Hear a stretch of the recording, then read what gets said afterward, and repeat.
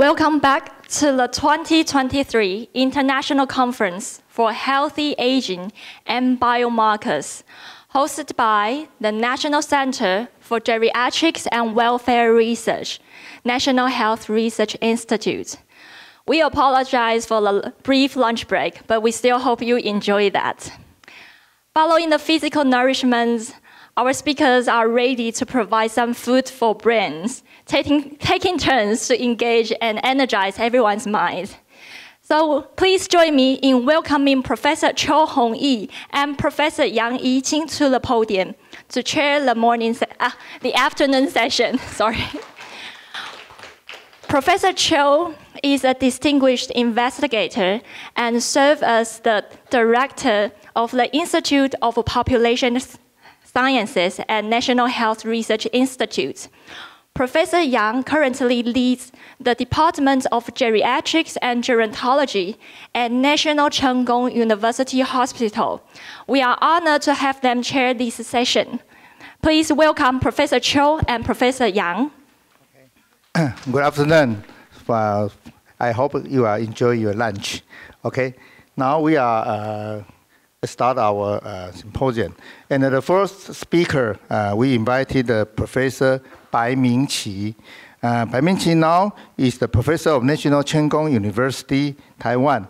And he holds his position about the director of Alzheimer Disease Research Center and also the Taiwan Clinical Trial Consortium for Dementia and the Center for Integrated Dementia Care in Tainan. And Professor Bai, he got his MD degree from Taipei Medical University and a PhD from the National Zhongzheng University. And he is the leading investigator in the Alzheimer disease and some geriatric problem in Taiwan. And today, he will talk about the spectral navigation impairment is a marker on AD continuum. Let's welcome the Professor Bai. Thank you. Ladies and gentlemen, good afternoon. It is my great honor to be invited by organizing committee and especially from Professor Yang. Thank you. Today my topic is spatial navigation impairment. Probably is a marker for Alzheimer's disease continuum. Maybe this topic is quite different from the others, but I would like to share some of my previous and ongoing study to all of you. I have nothing to disclose. This is the outline today. And for one to be to safely move from one place to another, we need a topographical orientation, including a landmark recognition, egocentric following, a route ability, and a well-preserved allocentric map. And sometimes we also need a path integration. And if we cannot find our way, we need executive function to solve this problem, perhaps by call out or ask others to go home. And this is called spatial navigation. About 19 years ago, a great psychologist, Professor Tolman in UC Berkeley, proposed a concept of cognitive map from many very excellent experiments. He said in the course of learning the maze, something like a field map of the environment get established in the rat's brain. Here is called cognitive map. At the time, researchers believed there must be some neurons or neural substrates corresponding for this function. 23 years later, these cells were found by Professor John O'Keefe. This cell is called place cell. The place cells basically is in the hippocampus, and the place cell can build up an inner map of the environment. And several decades later, the Moses in 2005 found another nerve cell in nearby of the brain called the entorhinal cortex. This grid cell is very amazing. I will show a brief video to you later. Grid cells were activated when the rat passed certain location.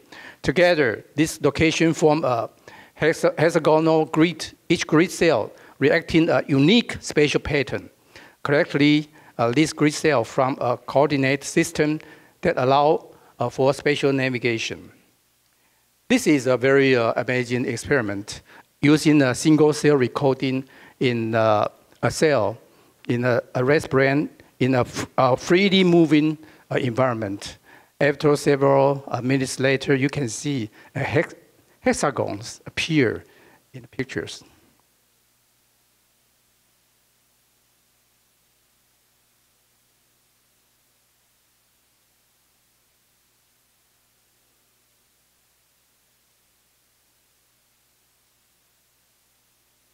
Can you see the sixth angle figure? Just imagine. Okay, this is called a grid cell. Grid cell.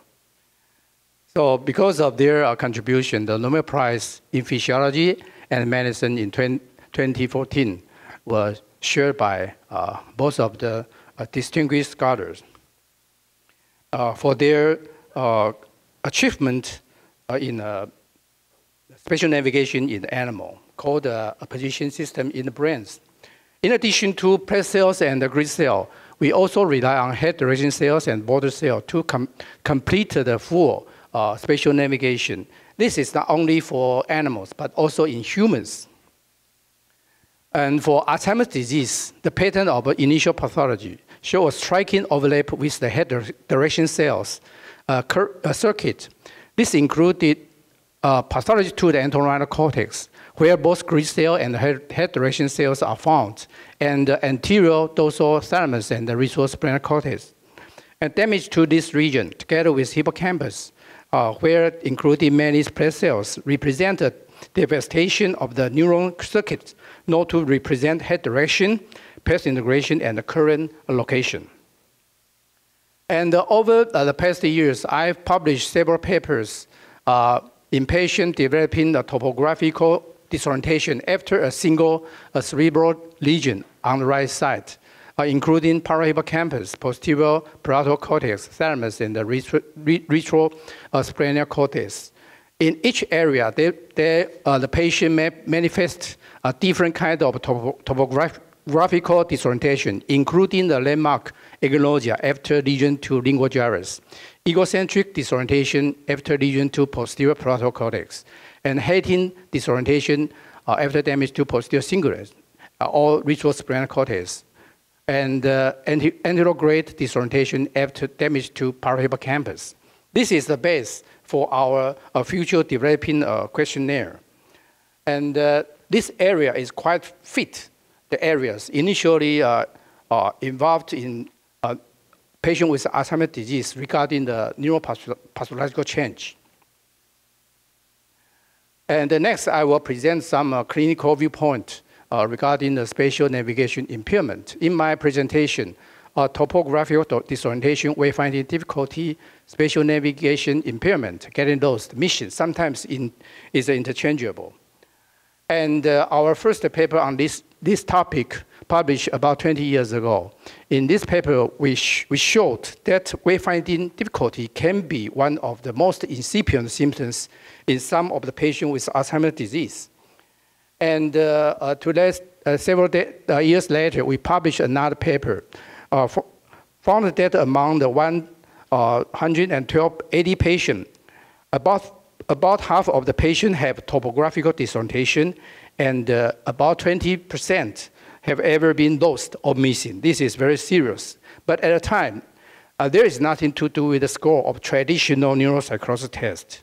And another paper described that usually people would think that a patient with Alzheimer's disease would be lost in novel places. But actually, their first ever getting lost occurred in familiar environment. This finding is very important for most of the caregivers. Because of no questionnaire or test can be related to wayfinding difficulty or can predict getting lost in the future, we decided to develop a questionnaire to answer this question. We called Questionnaire on Everyday Navigation Ability. Abbreviation is QUINA. This is, we published in 2014. And we use the concept of the topographical disorientation after single cerebral lesion. And the questionnaire proved to be feasible, reliable, and valid to assess spatial navigation in people with mild cognitive impairment due to AD or AD dementia. And the cutoff 7 for caregiver version can predict getting dosed with AUC about 0.8. And the questionnaire have 2 versions. One is for patient and the other is for caregiver. And the discrepancy between caregiver and the patient can predict the times of the getting dosed. Usually, patient would overestimate their ability. So this is quite interesting finding. And we also follow about 200 people for about 3 years to see a new event called incidence or the recurrence rate. The picture is on the slides. And in this paper, we found that the KC is very popular in Taiwan, Japan, and many Asia countries. The orientation, inattention items, and inattention item in quina and the orientation item in KC are related to getting those incidents. And if there is no safety range set up by caregiver, will increase the risk of getting those recurrence. So we suggest the caregiver to let their patient to assess KC and quina to improve orientation and attention, may delay and prevent getting those incidents. And for those who have already get lost, to set a safety range may reduce the getting those recurrence. And this is quina to test several kinds of neurodegenerative disease. You can see only Alzheimer's continuum show more often getting those events, and they have a score more than 7. As I said, is a cutoff point. And in the following year, we would like to know how to assess this patient in real-world condition. And this is another definition for topographical disorientation or spatial navigation impairment. We define getting lost different from missing. Getting lost is defined unable to reach a destination in familiar places, while the navigator's consciousness is clear and the environmental cues, such as light, landmarks, are adequate. And the missing is defined. One, he or she could not to deal with wayfinding difficulty on their own. So or call for help from others, indicating a poor prefrontal function. And this moment, timely aids from others may avoid unwanted result. The pathology in initial Alzheimer's continuum involved region critical spatial navigation. So this is a very good point for spatial navigation to be potential markers to make a early diagnosis. We investigate 586 incidents of getting lost and missing.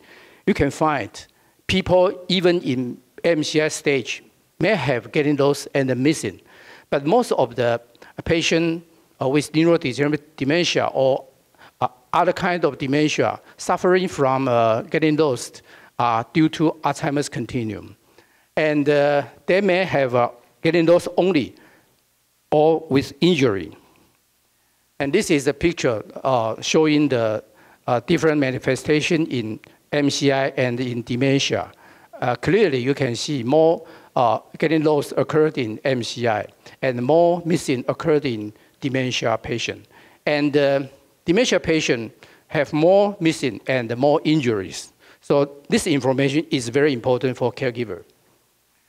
As I mentioned, most of the getting lost occurred in, getting lost or missing incidents occurred more in Alzheimer's continuum. And MCI have more getting lost than missing, and the dementia more missing than getting lost.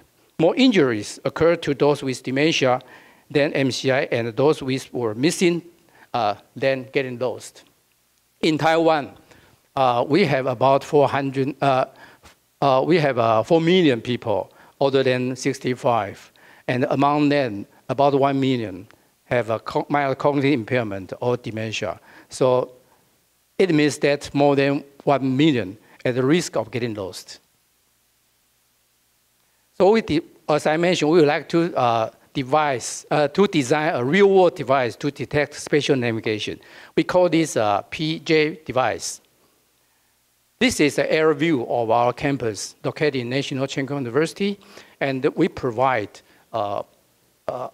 iPad with the map to the participants, and we teach them how to reach each of the 5 points, and when they get there, just put to indicate that they are there.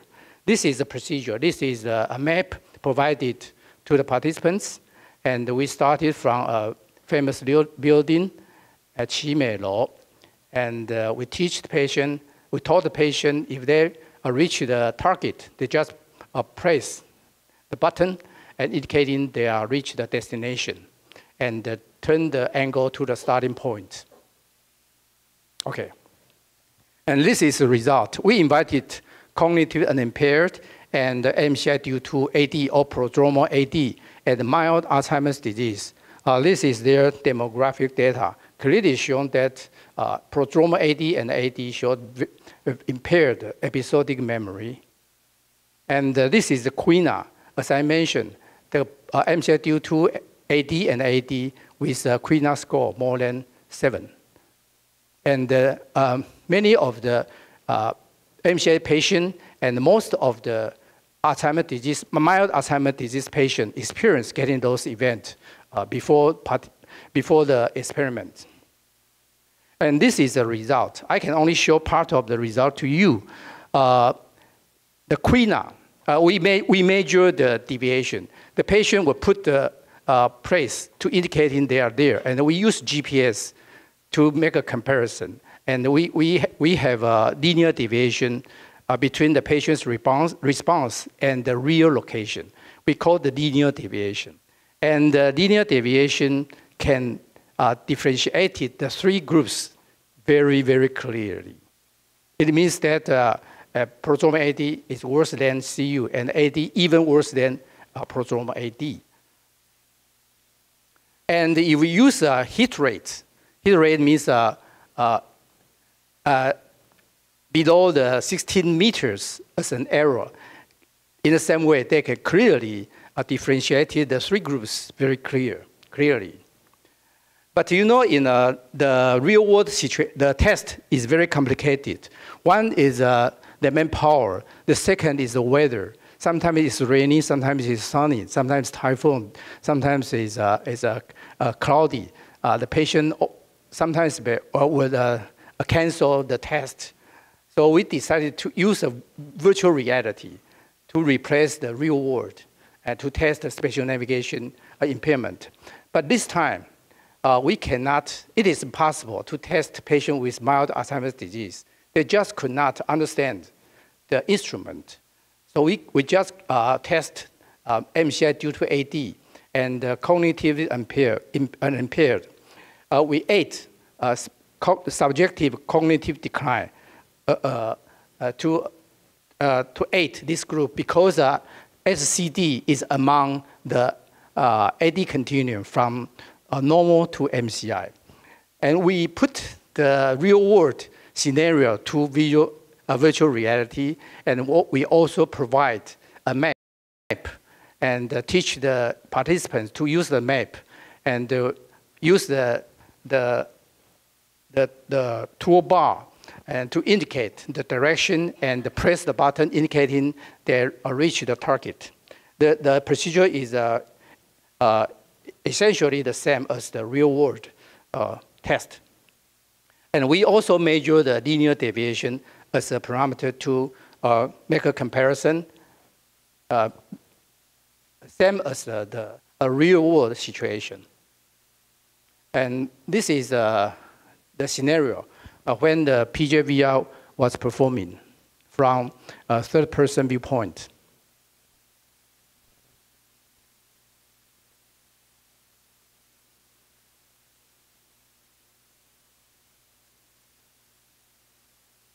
we use a HTC. 好，请问几分钟？ Okay. And this is a viewpoint from the participants.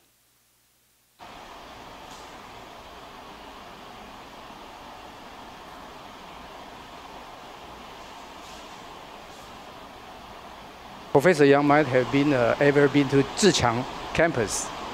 It's very similar to the real ones. Yeah. And as I mentioned, we test the CU, SCD, and MCI due to AD. And you know, cyber sickness is a question, is a problem, because in our study, about 14% of the participants experience nausea, vomiting, and vertigo. But as compared with Western countries, our cyber sickness rate is higher. I don't know why. But we asked the HTC to improve their software, and the rate of the cyber sickness reduced. So in the future, we will try to improve and improve to get the patient more comfortable, the participants more comfortable. This is the demographic data for the 3 participants. Again, you can see most of the performance in CU and SCD are much better than MCI. And this is Casey, very popular neuropsychology test in Taiwan, Japan, and many Asian countries. As you can see, most of the items show MCI is the worst as compared with the other 2 groups. And this is the quina. Again, you can see the MCI perform the worst among the 3 groups, but the SCD and the CU basically the same. And this is the linear deviation. I just showed the principal results.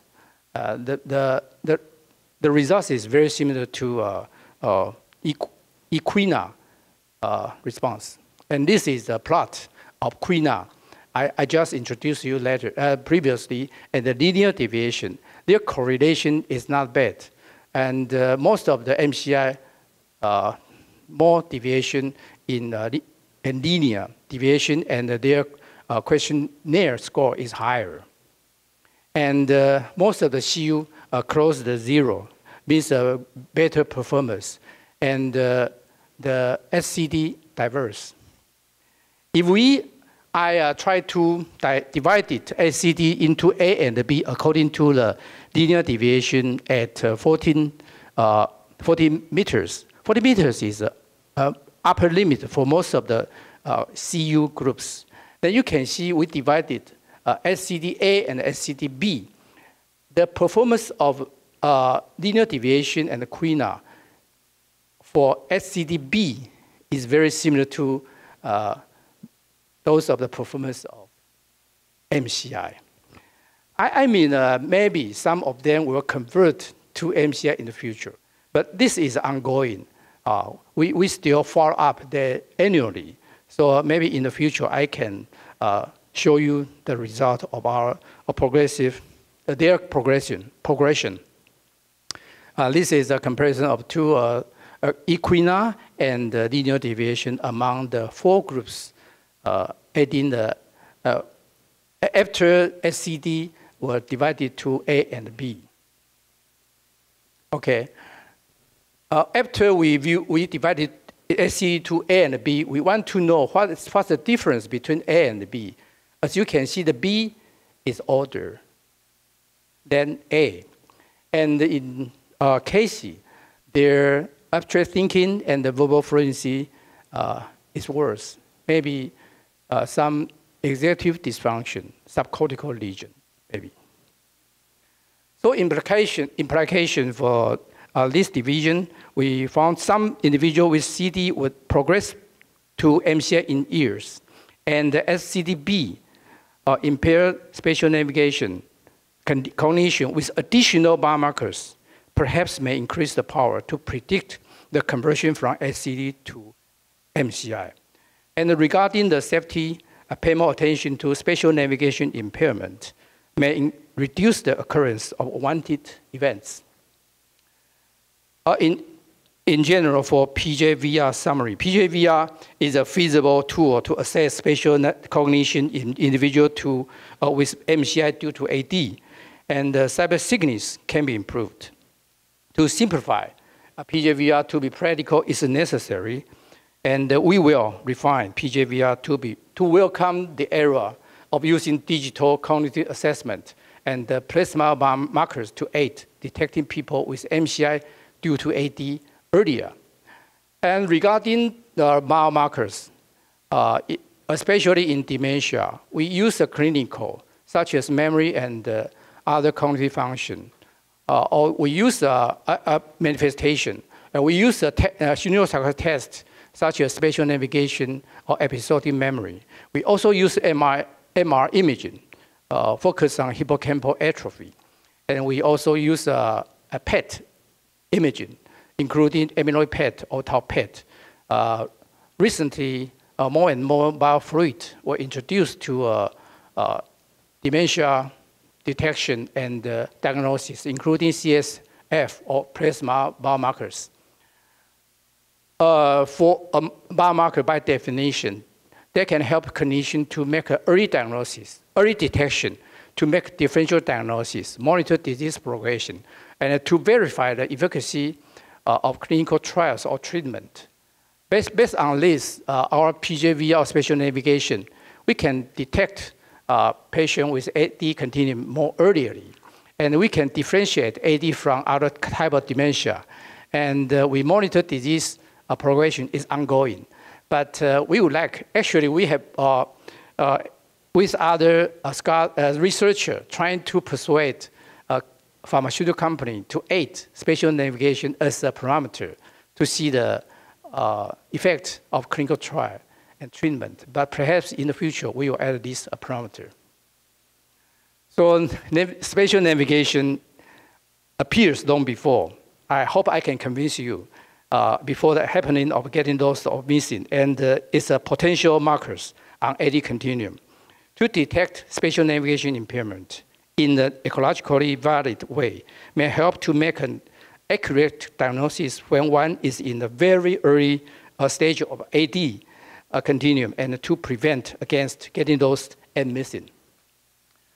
I would like to thank many professors, research assistants, graduate students, and supporters, and our institute and the centers, and also from many, many grants from our government. And also thank for your attention. Thanks, Professor Bai's excellent speech. Because we have the 20 minutes discussion, so if you have any question, you can use that time. So now we are moved to the next speaker. Next speaker is Professor Francesco Landi. Professor Landi now is the International Medicine and the Geriatrics of the Catholic University of the Sacred Heart, Italy, and also the chief of the Geriatric Internal Medicine. And Professor Landi got his PhD degree from Preventive Medicine, the University Cattolica del Sacred Cuore from Roma, Italy.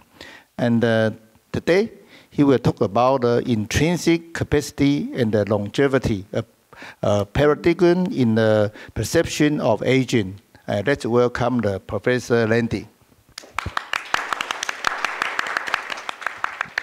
First of all, thanks a lot to invite me again here in Taiwan. It's really my pleasure to stay here with you in this really beautiful island and beautiful city. So really, thanks a lot. And for me, it's a really nice and great opportunity to share my experience and try to better understand all together here with the National Center for Geriatric and Welfare Research, with the National Health Center Institute of Taiwan, about the concept of intrinsic capacity and longevity. Really briefly, this is my potential conflict of interest. And I want to start from here, because I think that we need to understand and start from here, the three components of healthy aging.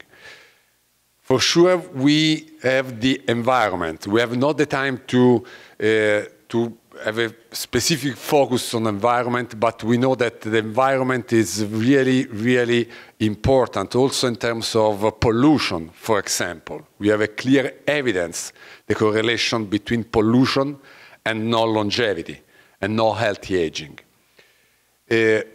Now, usually we are focused on functional ability. So as a geriatrician, I think in this room we have a geriatrician, we have internal medicine, a student, and for the probably more than 30 years, we focus on functional ability in terms of movement, in terms of activity of daily living, instrumental activity of daily living, physical and cognitive performance. But now the WHO, the World Health Organization, suggests that it's important also to looking for the root of this tree, that is the intrinsic capacity. And here we have the specific definition of the four domain, the three domain, what is the health longevity, what I think everybody expects for ourselves in terms of health longevity, in health aging. And it's the three components: functional ability, intrinsic capacity, and environment. This is the definition. And the intrinsic capacity is really a complex system where we have, for sure, cognition, psychological, vitality, the problem about sensory, and also locomotion.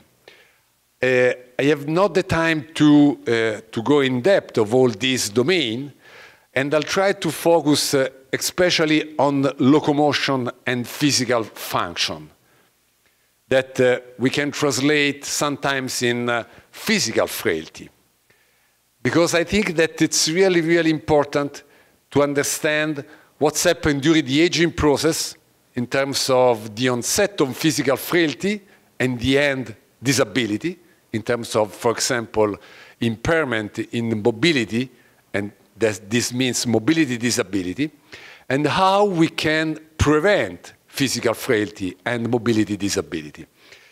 I think that in the right side of the slide, it's important that in depth we have biological mechanism. So as I said before, in terms of biomarkers, and the title of the conference, I think it's really great, Healthy Aging and Biomarkers. As I said before, we need to better understand the mechanism that can regulate the intrinsic capacity and the alteration of intrinsic capacity, and then the onset of locomotor, cognitive, sensory, psychological, and other dysfunction that we can observe during the aging process. And we know that during our life, the intrinsic capacity decline. And together with the decline of intrinsic capacity, we have the decline in functional ability. And you can see that we have this phase, the early phase, early childhood, adolescent. We had a high and stable capacity between the early adult, and then in the middle age and the older age, we start to decline. But if we are able to improve the intrinsic capacity, not only when we are old, but also we start from the childhood, with the adolescents, we improve the intrinsic capacity and we can improve the functional ability. So when we arrive at the end of our life, the functional ability is not in the disability, but we are up of physical frailty and disability, because we start higher and we arrive at the end of our life higher. So probably this means the health longevity. How we can have health longevity? The first key message. The health longevity we need to gain not only when we are adult or old people, but we start at the beginning. I show you in the next slide that probably we need to start in the pregnancy and infancy. So I think that this message is really, really important. We need to start at least during the adult and in the middle age. Because we know that we decline. This is the same for the men and women. This is the same for the different races. I have not the time to present all the data that I have, but a little bit more than 5 years ago, I have the opportunity to share some of my data with the Taiwanese data, and we observe exactly the same. The decline of physical performance, the decline of muscle mass. And I want to show you briefly this data. This is the hand grip, and you can see that both in male and female, the hand grip decline is quite stable until the middle age, 50 years age old, and then start to decline. This is the different percentile. And this is the same for the female. This data derived from a big data that we have in Italy, that I have created during the last 8 years with a program. The name is Longevity Checkup and Longevity Run, that I'll show you at the end of my presentation. And now we have more than 15,000, now 16,000 subjects assessed outside of the hospital. So this is a community people, is a normal people, starting from 18 years old to 98, so more than 80. And this is the hand grip strength.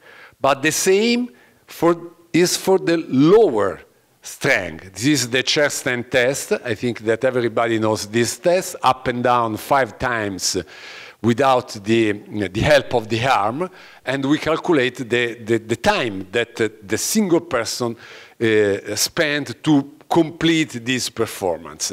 And you can see that again, the performance is stable until 50 years age old, around 6 seconds to complete the performance, and then start to spend more time. So the decline in the test, because this means that, for example, at 80 years age old, we spend around 10 seconds to complete the performance.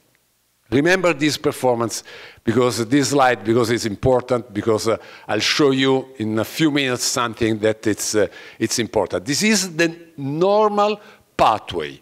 So we decline in performance. This is the general population. I repeat, this is the real world in Italy, more than 15,000 subjects, both male and female. But now I want to go back to the HiCOP, because we have a different component. I want to focus on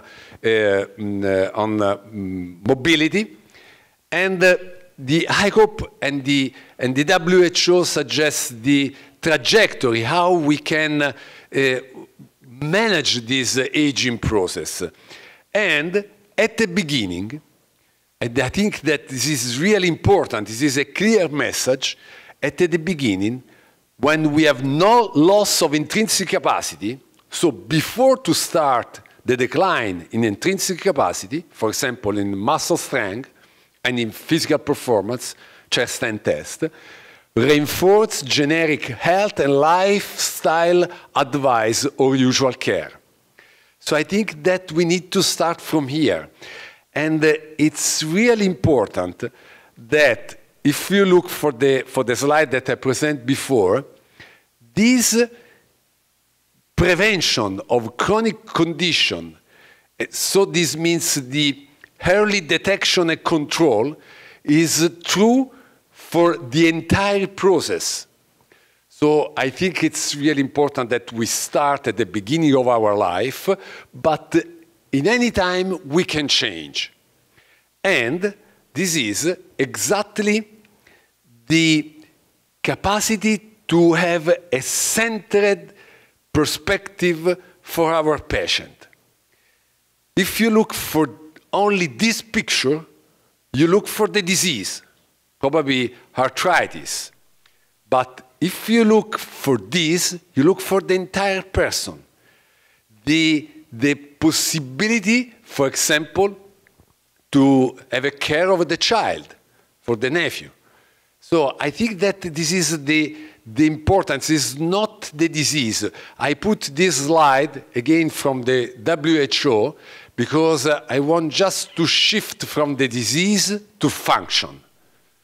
And when we are thinking about health longevity and biomarkers, we need to shift from the single disease, but with a perspective on function. Again, this is the physical function. But the problem is that our knowledge, during the medical course, we are able and we learn about the disease, how to prevent the disease, in terms, for example, of primary and secondary prevention. But I think that now we need to start with this, that in the USA, they say the primordial prevention. So something that we need to start immediately, in terms, for example, of smoking, control of hypertension, better, not control of hypertension, control the risk factor for hypertension, or for problem with the cholesterol, diabetes, sedentary lifestyle, obesity, and for sure non-traditional pollution, but we have not the time. And all of this concept is summarized in this article. I suggest, probably you know this one, but I suggest to really looking for this article in circulation less than 1 year ago, because this is an update of the American Heart Association in USA. This is the update because before this article, they say about 7 health metrics. Now they speak about life's essential 8 health metrics, 8 important health metrics. And I want to underline that it's really important for us that I suppose that we are not cardiologists, that if this is the Association of Cardiology, but the title is not Heart Essential Health, it's Life. That is different in terms of in terms of semantic. For us, it's really important because this factor is not only important for the heart, but is important for the life. It's really easy to understand: diet, exercise, glycemia, diabetes, weight, the body mass index, cholesterol, hypertension, blood pressure, no smoking, and the health sleep. The health sleep is a proxy of unmanagement stress. So this is the 8th factor that we need to improve and we need to control.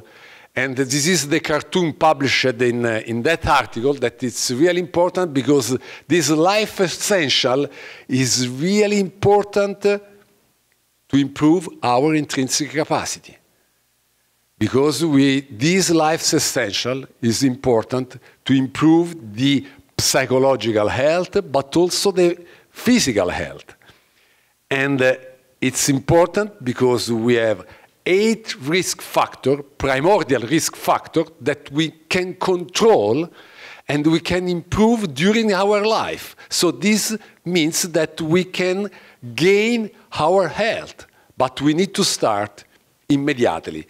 In fact, the American Heart, in the same article, published this cartoon that it's really impressive, starting from the pregnancy, infancy. Okay, I'm a geriatrician, so I am not involved in pregnancy, the infancy. I'm not involved in the child and improve in the adolescence. But I mean, I think that we need to really create this awareness in the adolescents, for example, in the school, to improve the exercise, to improve the sport, to improve the correct lifestyle in terms of correct food choice and quantity choice. But for sure, I think as a geriatrician, we are involved with the adult age, with the middle age, and with older age. And I want to go back to my data, because do you remember the chair stand test?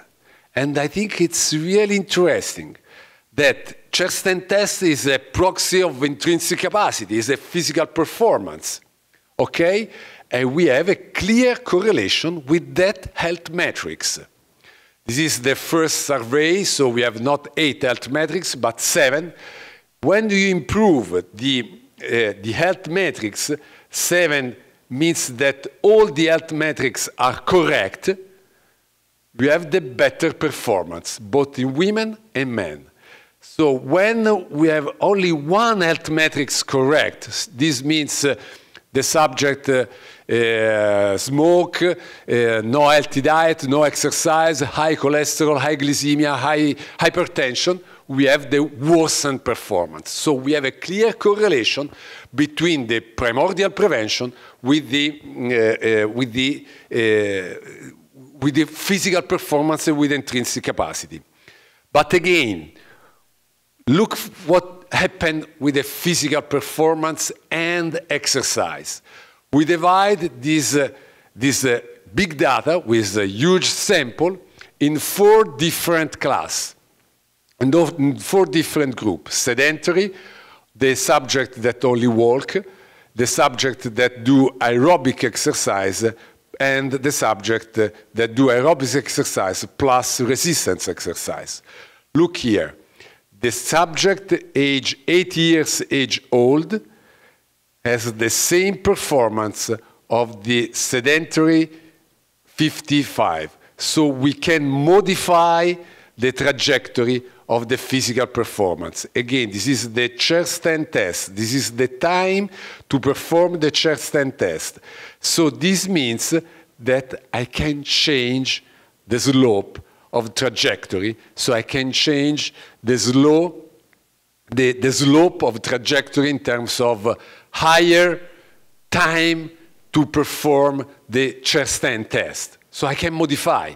I think that this is really a good news. The bad news is that all the people decline during the aging process, during the life. But the good news is probably we can change. And really briefly, we can change also with the diet.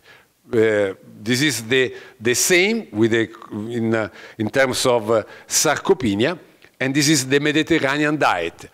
The adherence to the Mediterranean diet show a better performance in this our sample. But now, in few minutes, I want to go ahead. Okay, this is the primordial prevention.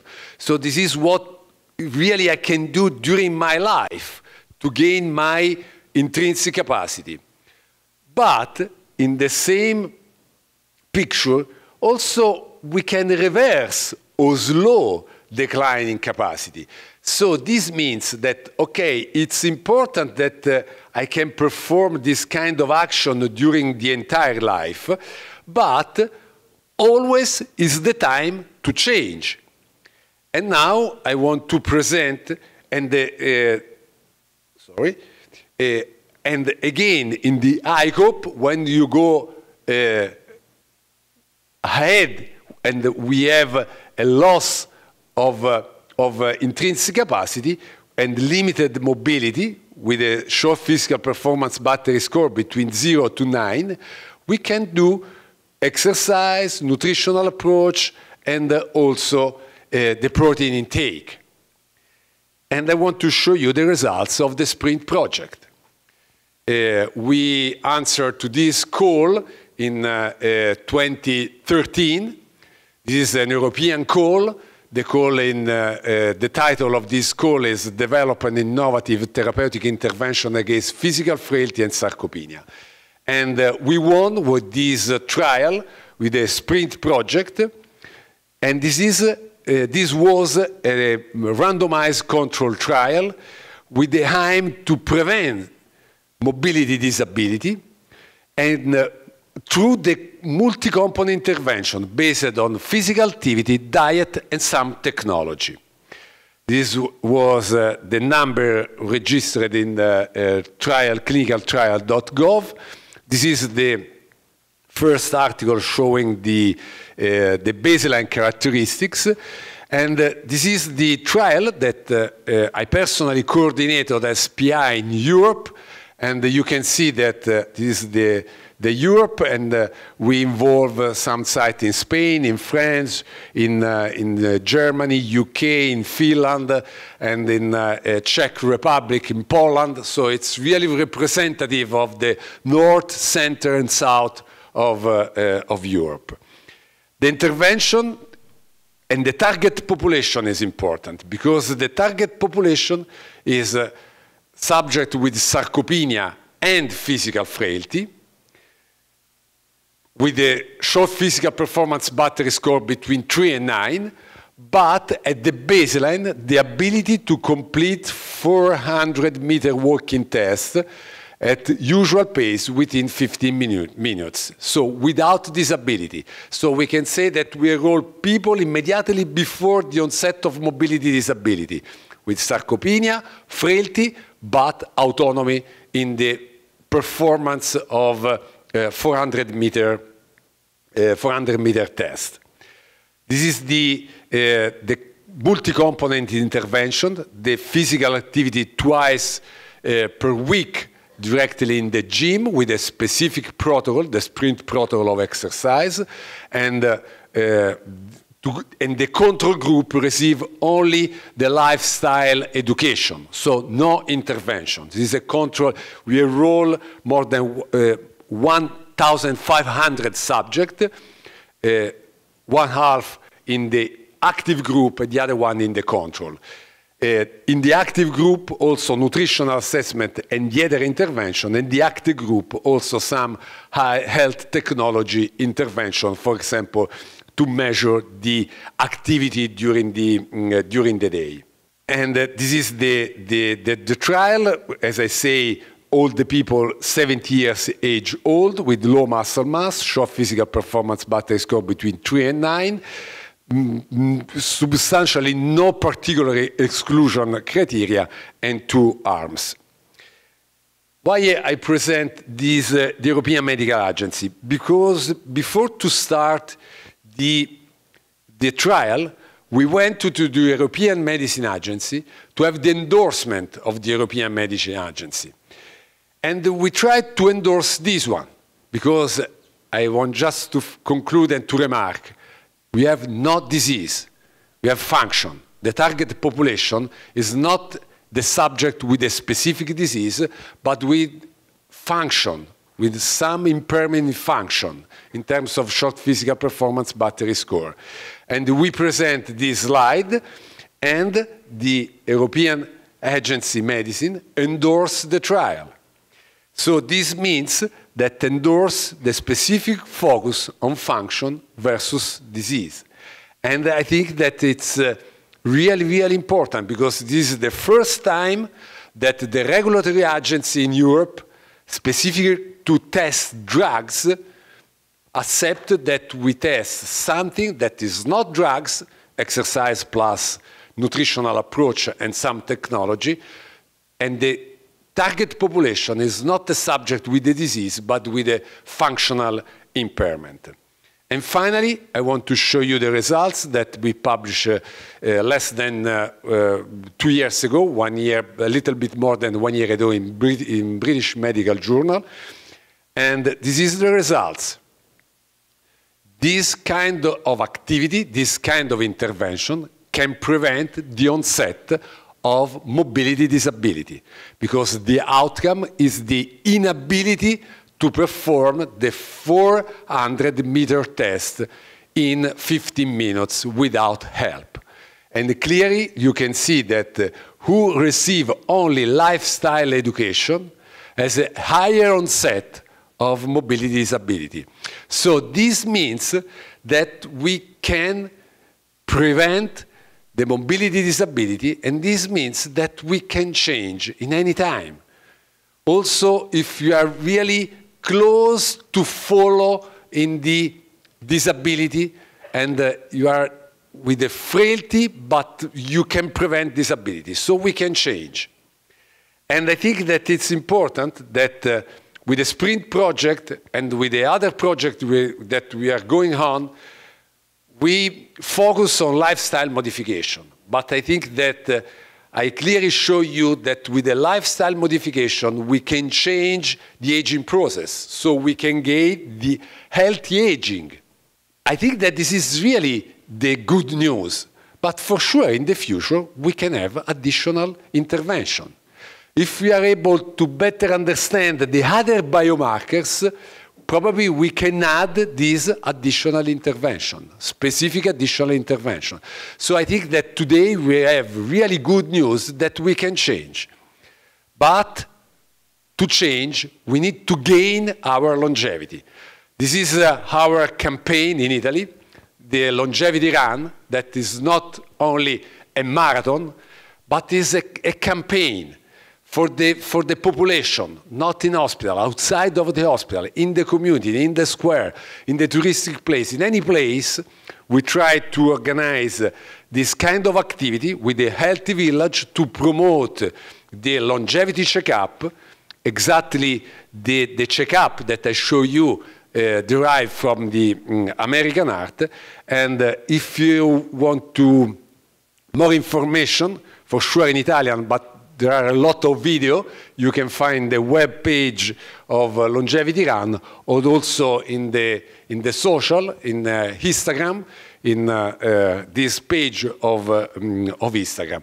I think that this kind of campaign is really the new idea to go out of the hospital and try to modify the mentality of the people, and just to say that it's important to change again, in any moment of your life, better if you start immediately. And again, I want really to say thank you to the colleague from Taiwan. I'm not sure that is correct.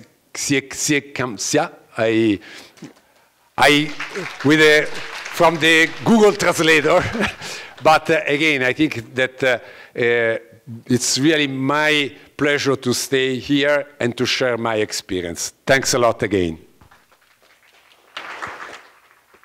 Thank you very much for Professor Francesco Landi give us a very excellent talk about longevity and intrinsic capacity. So now we have the discussion section later. So we'll move on to the next section.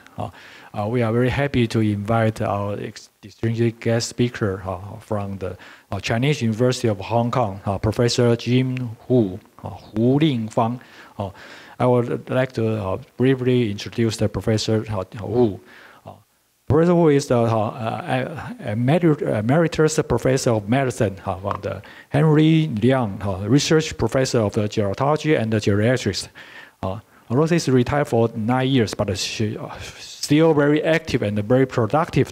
She now is currently the director of the Institute of Aging and also the co-director of the Institute of Health Equality. She used to be a chairman of the Department of Community and Family Medicine in CUHK, and also the director of School of Public Health, and also the chairman of the Department of Health and Therapy. So today she will continues the topic about the intrinsic capacity and give us a talk with the topic with the exploring the VO2 max as the objective measure of the vitality domain of the intrinsic capacity. Let's give a big hand to welcome Professor Hu. Thank you for your kind introduction, and thank you for inviting me to share my thoughts on this topic. Following on Professor Landi's background, you would have seen that if you're a clinical researcher or people in public health deciding on how to provide health service, preventive health service, the scene has changed from one focusing on individual diseases. There's still a lot of people just focusing on individual diseases. And then for the past 10 to 20 years, we've shifted from the geriatric perspective to focus on frailty and sarcopenia as well as outcomes, and planning our services accordingly. But as you've heard, in 2015, the World Health Organization started this concept of healthy aging, focusing on function. And then they introduced the concept of intrinsic capacity and the life course approach to promoting and maintaining intrinsic capacity. So, but intrinsic capacity is not widely accepted yet because it's a concept. I mean, as you've seen from the slides, nothing much happens when you reach peak until about 50, 60. Then you start to decline. So you can ask, well, what's the difference to the current approach to preventing pre-frailty, cognitive frailty, and all that? Because we are not into the maternal child health and school. Somebody else is doing that. So it's still a controversial topic. I think the strongest proponent is the WHO, and there's a lot of talk about it because currently we're in the UN Decade of Healthy Aging. And the United Nations has asked the WHO to provide an update. How are you getting on with all your measurements, proposed measurements? So, so I'm going to explore this idea, and as you heard, there are 5 domains: cognitive, psychological, sensory, vitality, and locomotor. So I'm going to talk about vitality. What is vitality? Now, you also heard about I-COPE. So these are conceptual domains of intrinsic capacity. But what do we do about it in public health, or if you're thinking of your own health, what do you do? So the I-COPE has created this thing where it's a integrated medical social screening in the community, and anybody can do it. You don't have to have a nurse or doctor or anything. And see, you can see that there are now 6, because sensory is visual and hearing. Limited mobility, depression, cognitive decline. Initially, they decided on malnutrition and it's indicator of vitality. Because underlying vitality is whether your body's metabolism is working normally or whether you're having age-related deficits, right? So essentially, it's an expression of cellular senescence. So this is a geroscience bit. What's the underlying process that gives rise to these terms? So cellular senescence, and then you have adverse metabolic outcomes, and then corresponding clinical phenotypes. Of course, with mitochondria is the powerhouse, and if you have mitochondrial dysfunction, you have adverse outcomes. So might contribute to reduction in cardiorespiratory fitness, for example. Maybe metabolic syndrome and central obesity, loss of muscle mass and quality. And in the last analysis, what's the difference to the underlying pathophysiology of frailty and physical resilience? Are we all talking about the same phenomenon, but using different terms? So conceptually, it's there's no universal agreement. Similarly, there's no agreement about how it's measured. Now, you have to measure it if we're going to take this concept into practice. This thing, fatigue, is the latest that the measurement group has decided on. So this is a questionnaire. So after a lot of discussion, they thought that vitality is a manifestation of low vitality is fatigue. So you immediately would think, well, this is similar to Fried's concept, right? Because the phenotype, one of them is fatigue. And so how do you measure fatigue? And then somebody did a literature search and so on and found there's a fatigue scale of about 20 items with reasonable psychometrics. So that's the latest thing from WHO, published in the October supplement of Age and Aging.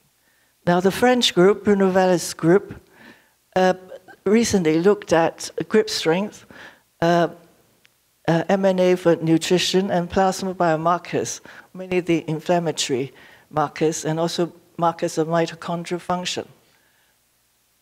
And they found that they're all predictive, but the plasma biomarkers seem to be best. So because of the similarity, this concept of fatigue, can we use vitality measures to be used as early indicator of frailty? That's an interesting thought. Now, you can measure energy expenditure and metabolism using VO2 max. It's an objective measure of cardiorespiratory fitness. People in sports medicine have been using it for a long time now. So basically, it measures maximal oxygen uptake using calorimetry.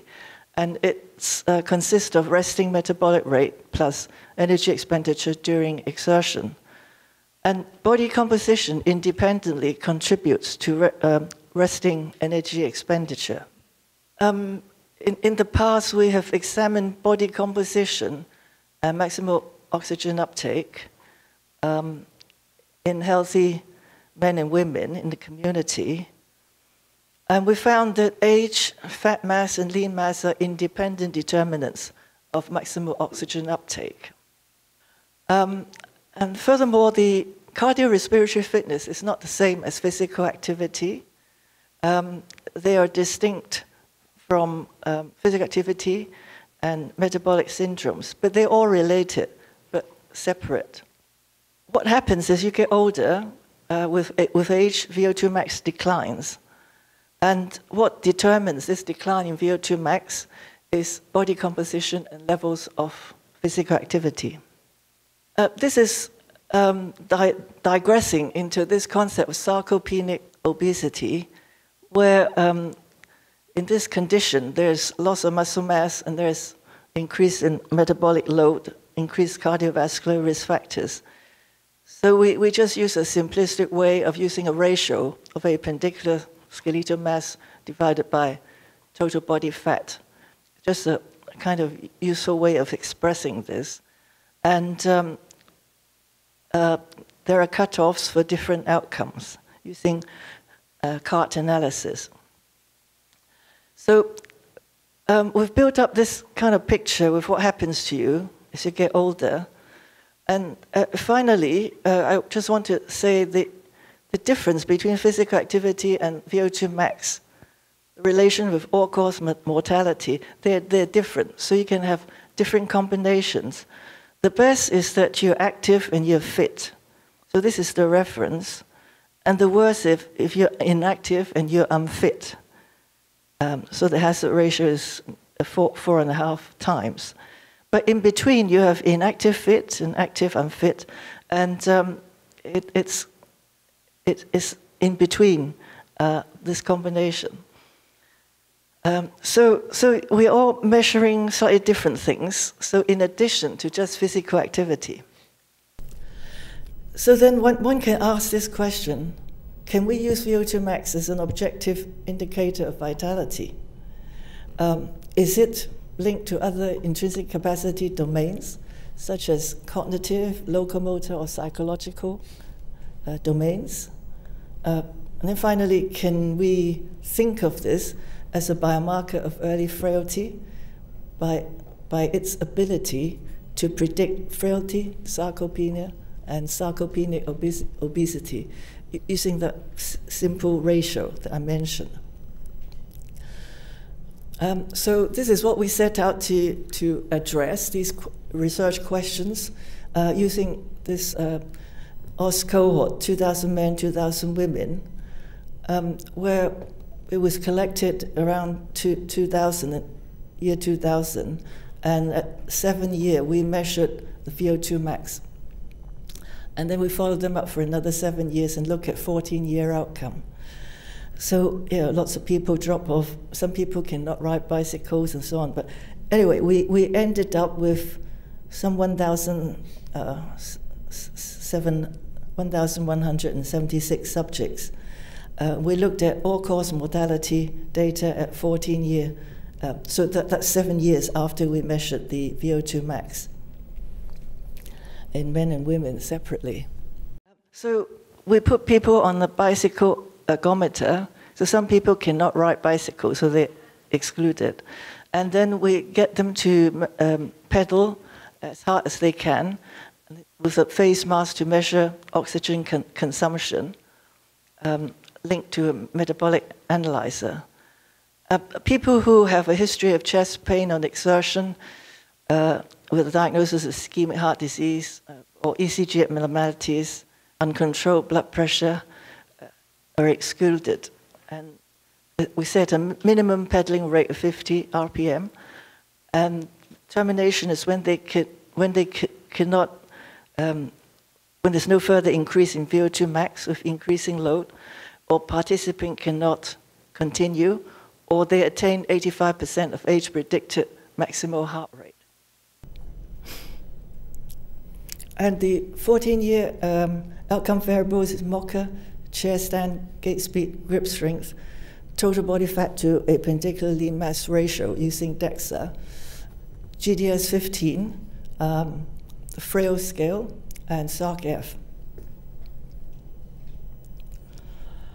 So we tried to relate 7-year VO2 max measurement to 14-year outcome. And so this is just a brief showing that the top part are the continuous variables. We looked at the outcomes using a continuous way in the regression. And these two are categoric variables. The frailty, Morley's frailty classification, 0 and 1, and sarcopenia with greater than 4, yes or no. So you can see that there is significant prediction for all of these, but the directions are different. Some are reverse. And the next slide just shows visually what direction it is. So, for example, it's positively correlated with cognitive function, but negatively with chair stand time, and depression, and frailty. And this is a categorical variable, so higher VO2 max has a protective effect. So this is just from the sake of visual presentation. Now, in sports medicine and some respiratory medicine, where they're interested in VO2 max, it is recognized that many people cannot do this bicycle ergometer test. So they use 6-minute walk distance. So I think Professor Landi mentioned that it's been used. So how far can you walk in 6 minutes? Well, pulse pressure, I won't talk about pulse pressure now. So if you look at the ROC curve, this is all-cause mortality for men. The blue line is peak oxygen uptake. The red line is 6-minute walk distance. And incidentally, we also looked at the 6-meter walking speed. The ROC curve is not bad. I think ignore pulse pressure for the time being. It just confuses things. The AUC is not bad, 0.74, something like that. So you get a similar result with all-cause mortality in women. And if you look at cardiovascular mortality for men, you're getting quite good predictions as well. For women, the results are not so good. That the 6-minute walk distance, the 6-meter walk speed is not so good in predicting. So I think these findings support the idea that you could use VO2 max, but then because it's very difficult to do, because we excluded a lot of people, we could use 6-meter walk distance instead, right? So this is to show what's the relationship with the other IC domains. So geriatric depression scale, gait speed, MMSE. So if you look at VO2 max, it has a direct effect. Asterisk means that it's significant. It has a direct effect on the outcome here we consider is change in IADL, direct effect, does it also exert indirect effect through these other parameters? Well, VO2 max affect MMSE, it affects gait speed and reverse association with depression. But it's only the indirect effect through gait speed that affect the change in IADL. So let's say we don't want to talk about VO2 max because it's too difficult to do in real life. Let's just do the 6-meter walk distance. And essentially you find exactly the same thing, that if you, direct effect is a direct effect here. 6-meter walk distance significantly affect cognitive function, gait speed, and depression. But it's only through the gait speed indirectly that there's an indirect effect that affects ADL. So this is just a table to summarize the direct and indirect effect of this mediation model. And see, there's a direct effect, significant direct effect, also a significant indirect effect. But the indirect effect is only mediated via the gait speed. So what I'm saying is all the findings very similar to Professor Landi's presentation in another sense. And if you look at the fitness measures of the mediation model, it's good. So I just want to conclude that in this current debate about how to measure vitality, if you use the VO2 max and then subsequently, instead of using the bicycle ergometer, you can use 6-meter walk distance, then maybe we can use 6-meter walk distance in our screening rather than other scales. Maybe we don't need to use biomarkers. We don't need to take blood to look at inflammatory markers. I think we need to compare that because when you're working in the community, it's always good to have a quick test, quick screen, and then you can, depending on the result, you can design your intervention, mainly in terms of lifestyle modification. And finally, because we looked at frailty and sarcopenia as a 7-year outcome, it's predictive. So we can say that we can also consider this measure as an early indicator of frailty. So from a public health point of view, and from a clinician looking after people in primary care, this kind of information is going to be very useful because we've been being criticized that we're too negative, focusing on deficits. So I think there's room in primary care to detect these abnormalities and then create enjoyable programs. But from the policy point of view, I have my doubts about intrinsic capacity because governments who look at health, they look at deficits, they look at indicators of deficit. Perhaps they're not interested in indicators of how good you are, right? So I think that there might be problems with pushing policy in that direction. Nevertheless, I think conceptually understanding the science underlying all these age-related changes is good. It's very interesting and it would guide our practice. So I'll end here. Thank you for your attention.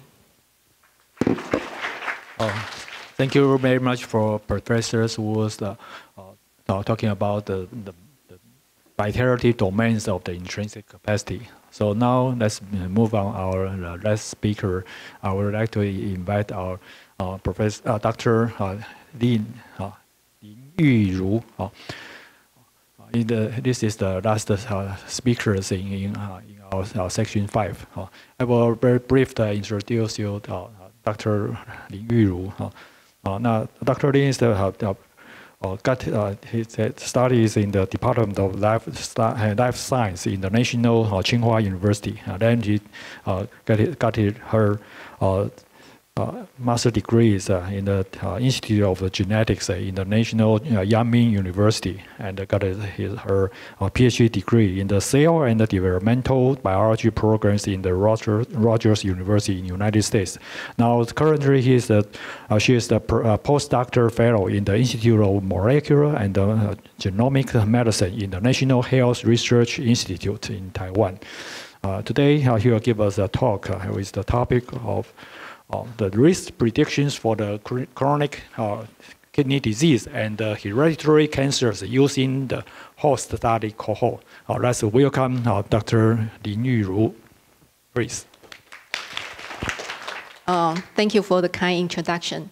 And before I start, I would like to thank the organizing committee for the opportunity to share our work here.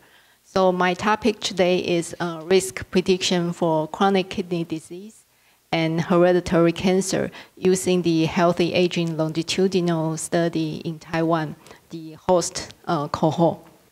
So chronic kidney disease is the 10th leading cause of death in Taiwan.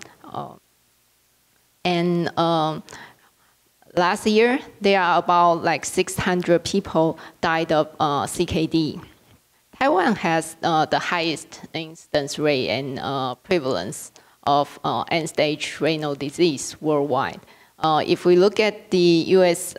renal data system annual report from last year, the incidence rate in Taiwan is the highest. And the prevalence of dialysis is also stays #1, followed by Japan, Korea, Singapore, and United States. Currently, more than 90,000 people received dialysis treatment in Taiwan. And this has been posed a huge financial burden on our whole society. And chronic kidney disease actually is the top 1 costly disease in our system, and followed by disease of oral cavity and salivary gland, diabetes, hypertensive disease, and malignant tumors of digestive organ. Chronic kidney disease last year was Taiwan's costliest disease, with the national health insurance system paying about 58.7 billion related to it. So the chronic kidney disease and both the number of people sought treatment and the medical expenses for chronic disease in Taiwan continue to rise over the past 5 years. Chronic kidney disease is a slow developing and progressive deterioration of renal function. If we look at the prevalence rates among different age groups, we can see it's increased. However, when it reached the age of 50, it's increased drastically. And even for the adults older than 65, it estimated to, the prevalence rate is estimated to be more than 37%. To study the influences of genetic makeup and environmental factors and living lifestyle on chronic kidney disease during the aging processes, we are very grateful to have the cohort, the HALST cohort study. HALST, the Healthy Aging Longitudinal Study in Taiwan, was launched in National Health Research Institute, and it's a long-term follow-up cohort aiming at identifying determinants and their correlation with aging in an old Taiwanese population.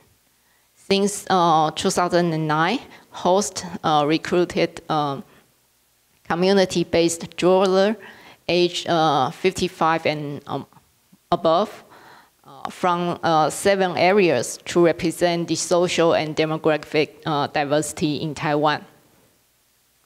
That includes 2 in the northern part of Taiwan, 2 in the central region, and 2 in the south, 1 in the east.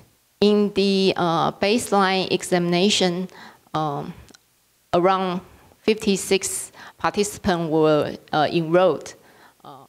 About 74% of them continue to enroll in the second wave.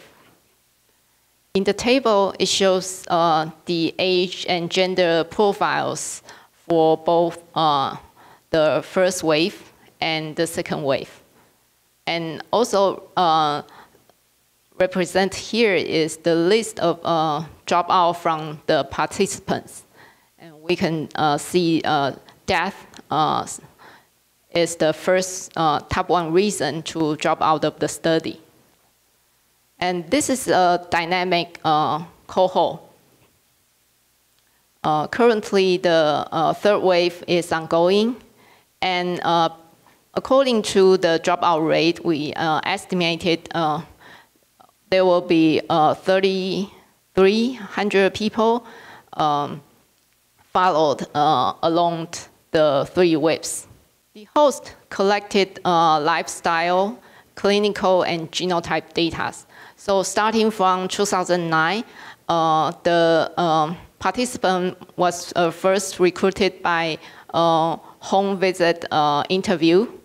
And then after that, a clinical examination will be performed in the hospital.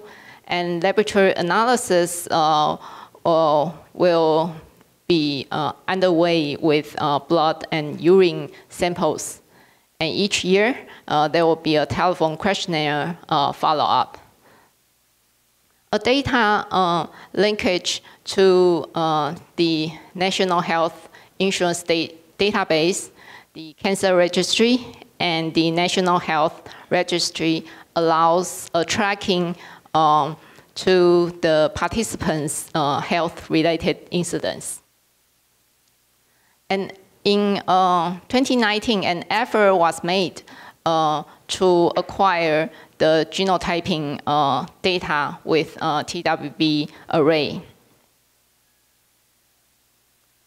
Starting from 2021, our project decided to leverage the host cohort with emerging technique, including Illumina Nova 6000 and the NVIDIA GPU.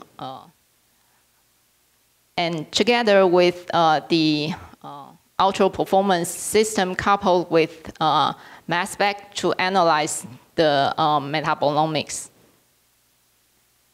So today we have sequenced around 1,000 host participants' genomes.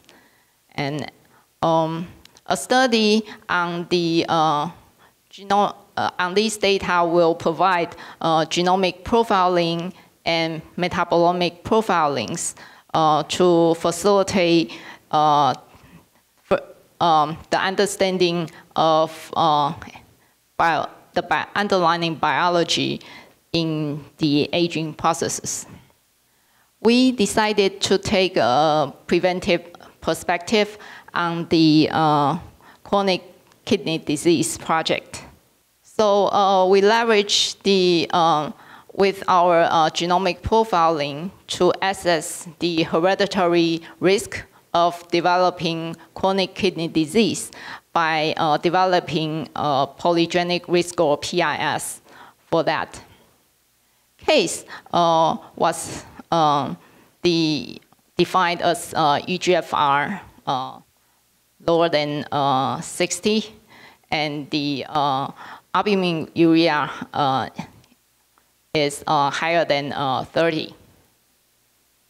And also, the participant maintains the loss of renal function in both first wave and second wave. And for the control, we defined with the EGFR higher than 90, and together with the albumin urea level less than 30. So a selection of 306 CDK case and 268 controls was recruited in our study. So to start a polygenic risk score development, we need to, the first step is GWAS analysis. So we, after gathered the whole genome sequence data, we went through a series of quality control, including per sample QC for the gender check, the heterozygosity, and the relatedness among the samples. And for per marker QC, we did Hardy-Weinberg disequilibrium test, and followed with PCA analysis. In the end, 7.5 million variants pass the QC processes. And after that, only 683 markers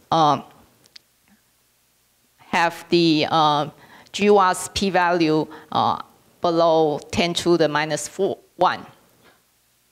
After that, we perform variant annotation analysis and pathway enrichment analysis.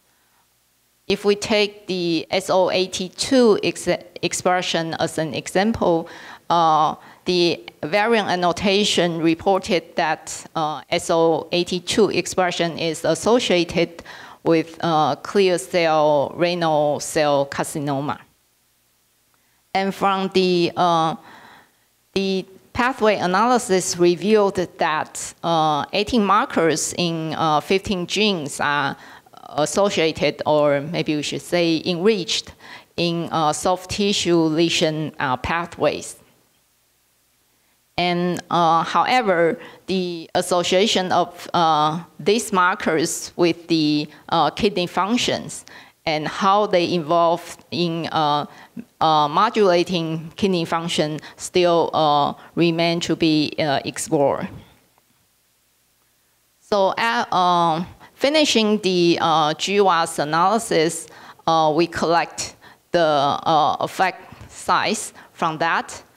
And to select a set of susceptibility SNPs, we follow the following criteria, selection criteria. Begin with a p-value less than 10 to the minus 3, and a clumping process to keep the most significant SNP within each linkage disequilibrium block. And next, we keep the SNPs with odds ratio higher than 0. So with that, the figure here shows a whole genome sequence-based CKD PIS was able to accurately stratify the base data into CKD cases and CKD control. So next, we will do model testing, validation, and compare its predictability with array-based CKD PIS. Okay, so our ultimate goal is to leverage genomic profiling and PIS, and to increase the community-based early detection. And hopefully this would empower the community residents to develop self-management knowledge for CKD. So in addition, we also try to evaluate the utility of whole genome sequence to predict cancer risk.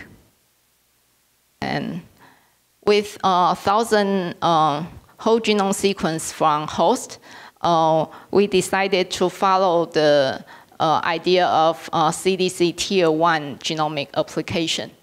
So which was defined by CDC Office of Public Health Genomics as those having significant potential for positive impact on public health, based on available evidence-based guidelines and recommendations. So we look for variants that's associated with known autosomal dominant disease, and it was being suggested that would increase the risk of breast cancer, ovarian cancer, or colon cancer, and additionally to increase the risk of heart attack and stroke. Comparing with the study in Healthy Nevada project, among 26 or almost 27 participants, they have come to a discovery carrier rate of 1.33% for the all three CDC Tier 1 conditions. And in our study, we come to the carrier rate of 0.89%, and the low carrier rate in host genomic study might be partly due to the fact that the individuals with severe illness was including the cancer under treatment was excluded.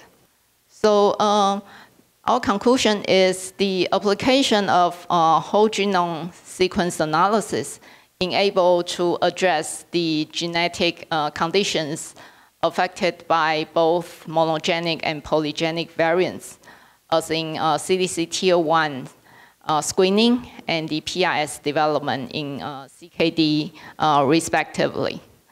And our pilot study facilitated the use of genomic profiling and PRS to implement community-based preventive medicine and raise the awareness for people to manage their risk of disease preemptively. So our take-home message is most geriatric syndrome and complex chronic disease develops over time and involves behavioral, clinical, genetic, and metabolomic factors. And a comprehensive mechanistic insights will require a prospective cohort, such as the Healthy Aging Longitudinal study in Taiwan, to provide information as the disease developed. So the host cohort starting from 2009 with behavioral and clinical data collection. And in 2018, genotyping data was collected. And starting from 2021, whole genome sequence and metabolomics data was collected. And we are hoping analyzing the whole genome sequence data and metabolomics data will lead us to better understand the aging processes. So with that, I would like to acknowledge our founding agency, the National Science and Technology Council in Taiwan, and also to acknowledge our colleagues at the Institute of Population Health Sciences, the Institute of Molecular Genomic Medicine, and Institute of Cellular and System Medicine, Centers for Neuropsychiatric Research. And for most, I would like to acknowledge our former president, Dr. Liang Genyi, for his leadership in this project. And also, I want to thank Dr. Xiong Zhao and Dr. Xu Zhicheng for their leadership and vision to establish the host cohort.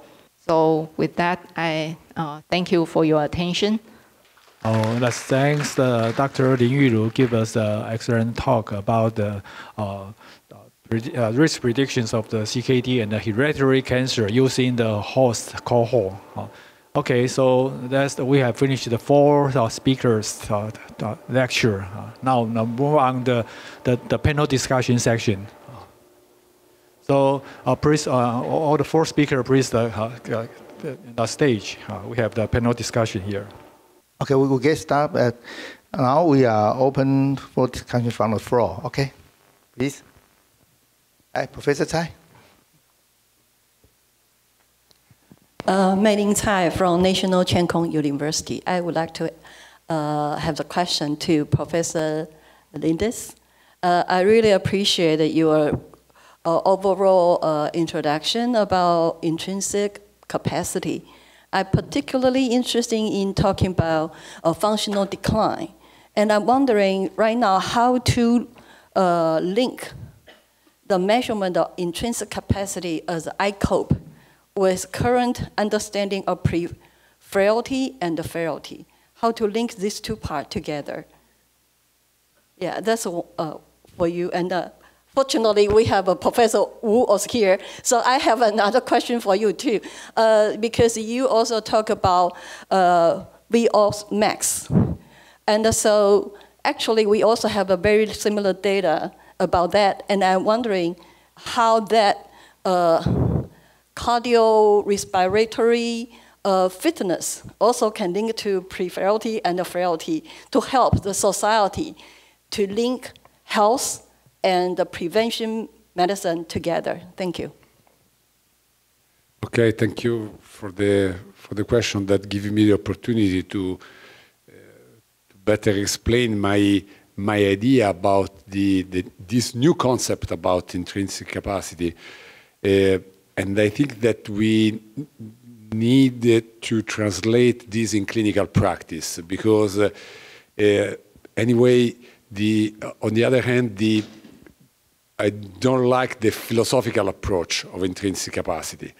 Okay, so I think that we need to translate in clinical practice because the intrinsic capacity, as I tried to show you during my presentation, I think it's important, the concept during the entire life course. But during the adult and older age, we need to measure the function and to identify the frailty status. And I think that the performance, and I mean, I just focus on physical approach, on physical frailty. We need to measure this physical frailty in terms, for example, of short physical performance battery score. And the three components inside of the short physical performance battery score, the balance, gait speed, and chair stand test, I think that this is the way to translate the intrinsic capacity in clinical practice and to assess the physical frailty. Because we need to identify this subject. And I want just to remark that the result that we obtained in the sprint project, the better results, I have not the time to present all the data, but in the article you can find it, the better results we observe in the group between 3 and 7. Okay, the score and the short physical performance battery score. So this means that we have the possibility to change the progression of the physical frailty in disability. So I think that this is really important. But the intrinsic capacity, I think now there are emerging something to better measure and to have the measurement of intrinsic capacity. But I think it's important during all our life. So I think intrinsic capacity is just a positive way to age well, right? And it's mainly for the public, okay? It's not really for doctors because they won't prescribe or measure. But it's a very positive, if you look at the sprint trial, you get all these things improving. And it's a very strong motivation to change your behavior. So from my point of view, you need to tell people, you need to do something, otherwise you're going to get old and dependent. And this is a really positive message. So it's for the public. And it's true, if you talk about it like that, you get more people joining community programs, and they keep doing it, and they incorporate it into their regular lifestyle. Now, my whole digression into VO2 max is really to join in the scientific discussion, right?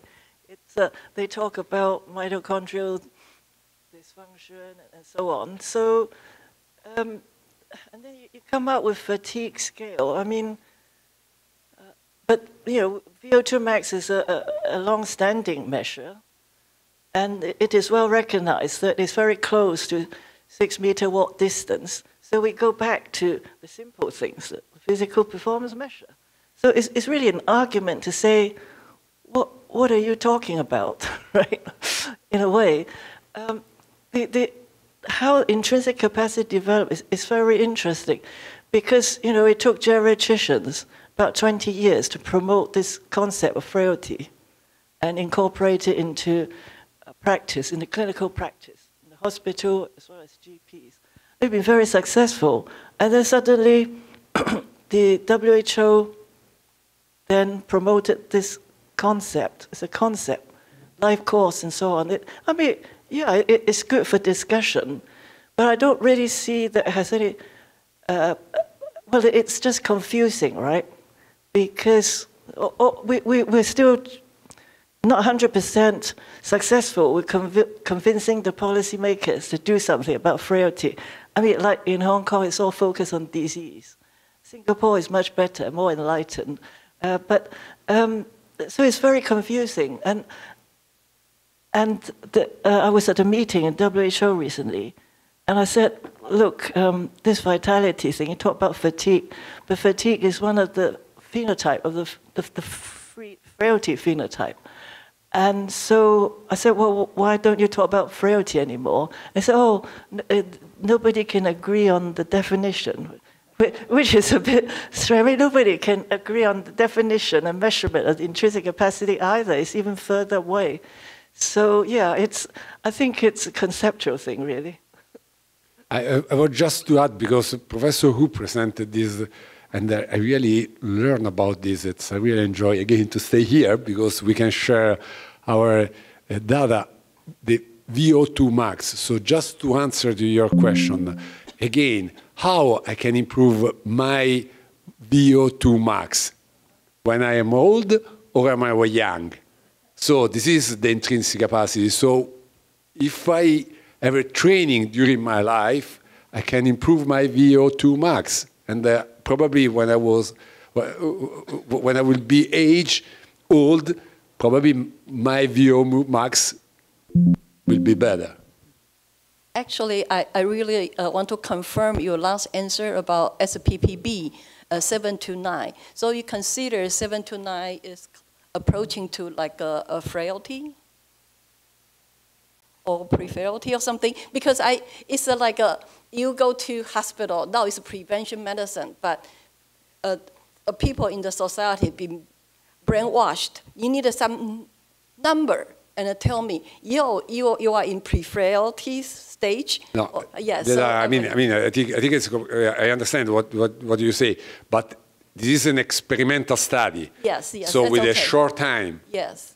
Only 3 months, 3 years. The follow-up is the mean follow-up is a little bit more than 2 years. Yeah. So for this reason, we have the bottom ceiling effect.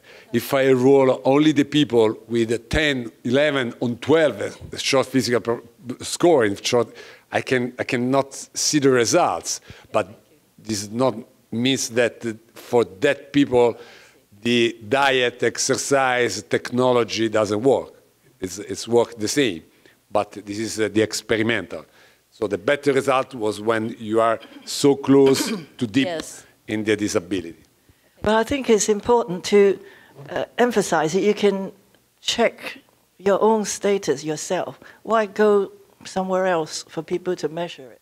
I mean, there's an app. I mean, the Bruno Vellet's group just published a paper that says self-assessment is just as good as assessment by other people. And so if you do it yourself, you're really interested, this is me, and then you do something, and then you improve. You can have these measurements that improve.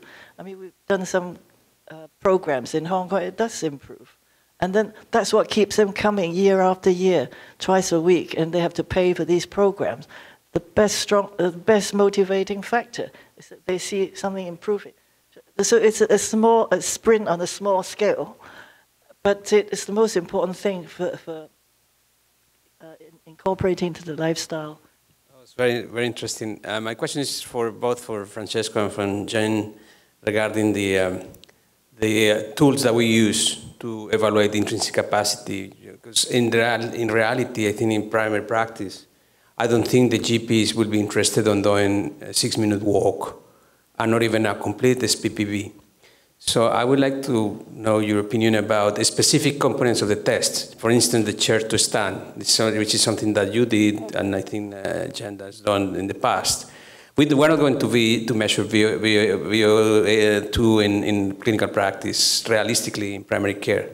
So my first question relates to, don't you think that maybe sit to stand would be enough to give us enough perspective of evaluating intrinsic capacity in clinical practice? And second, where we left gait speed. Because we were talking about gait speed for years and years and how good gait speed is a predictor of so many adverse outcomes. But now we see that this approach to intrinsic capacity doesn't integrate that importance of the test. Quick answer. I think that in the general practice, for the general practitioner, I think the chest stand test could be okay. In clinical practice, for the geriatrician, for sure, I want to add, for example, the 6-minute walking test or the 400-meter test. So for the GP, probably I'll try to ask at least the chest stand test, really few seconds. About the gait speed, I agree with you, but I mean, now, if you also, if you're thinking that we are moving, because when we use the 4-meter walking test and the gait speed, we use the gait speed and all that data in the old people, where you can see the difference. But for the intrinsic capacity, if you move younger people, you cannot see the difference. Because the difference, it's really, it's undetectable in that people. The difference for only 4 meters is really a short distance. So for sure, for example, for the cardiac surgery, old people, the 4-meter walking test was predictive of the outcome. But for the old people, because the difference is higher in the phenotype of that people. Yeah, I think there are lots of places where you can do these assessments. There are a lot of community centers where people gather and do programs. And if you incorporate these self-tests, they enjoy it. Right? But to be honest, I mean, if you're a doctor in a clinic, all you need to do is just do the free phenotype or the Frail scale. I mean that's just predictive. I mean, lots of specialties now use the frailty assessment. So I think in the hospital setting, the clinic setting, I think people still continue to use these frailty measurements and sarcopenia measurements. Thank you for presentation. This is Shuichi Obuchi from Japan. And I have the same kind of question that I understand that V.O2 or 6 minutes walking is icon of positive frailty, right? I mean that explain positive side of frailty, right? But I still have a concern of if we use the maximum walking speed, is that compatible to the 6-minute walking or something like that? Do you understand that meaning? I mean, walking, to me, walking is very important and easy to tell the older person, but V.O2 is a little bit difficult to explain, or it's difficult to measure because it takes at least 6 minutes walking or something, ergonometrics things. So I would like to stay on that walking speed. But I think, if the V.O2 or the 6 minutes walking is icon of the frailty, can I use the maximum walking speed step. What do you mean for maximum walking speed? Maximum, the distance. Right. If you, which distance? If you, you know, because, for example, in one formula to calculate, to indirectly calculate the VO2 max, you can use 12 minutes, or, for example, 1 mile. But 1 mile is really long, and also it's not easy to perform. So I think that the 6-minute walking test is a test that usually we use in clinical practice, for example, for the evaluation of COPD. All the medical doctors interested in respiratory disease use a 6-minute walking test for a long, long time, so it's a validated test. The other one, for sure, if I have 12 minutes, I have the athletic world, I can do the maximum walking speed. Also, in the young people and the older people, they can run, not only walk. I think you must misunderstand me. I'm not pushing for VO2 max at all. I'm just using that to counter the current debate, which is fatigue, using a 20 question. I'm sure it takes you more than 6 minutes to ask 20 questions to show that we're going round and round in circles. Right? So it's my response to what's being debated in Vitality at the moment. But yesterday, I think it was yesterday,